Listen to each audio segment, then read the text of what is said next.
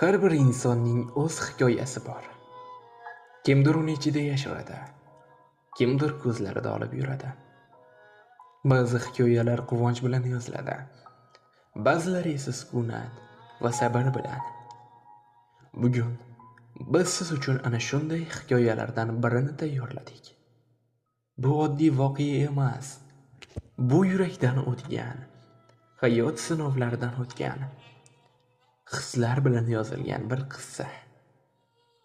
Tinglang, balki bu hikoyada o'zingizni toparsiz. Men xizmatchi oilada tug'ildim. Bizning uyimiz kichik, 2 xona bilan cheklangan. Eshigi mayda, devorlari biroz qiyshiq edi.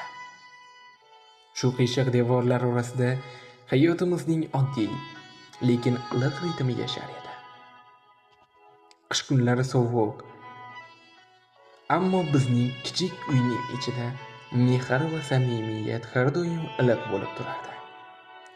Hovli ham kichik edi. Bir nechta quruq tuproq parchalari, ba'zan esa qishda qor tomchilariga botgan yerlar.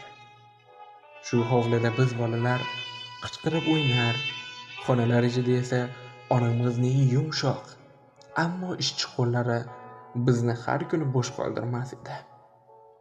Devorlarga yopishgan eski rasmlar, qorayib qolgan qog'ozlar va past shift ostidagi quyuq soyalar.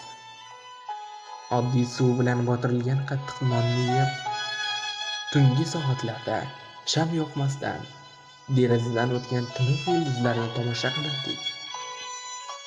Har bir ovoz, eshik qichqirig'i, deraza oynasiga urilgan yomg'ir tomchisi yoki eski shkafdan chiqqan ovoz, eshik g'ovagi, barchasi xotiramizga yozilib, bizni shakllantirgan. Shu kichik qiyshiq, ammo mehr bilan to'la uy nafaqat boshpana, balki qalbimizdagi eng iliq dunyo edi.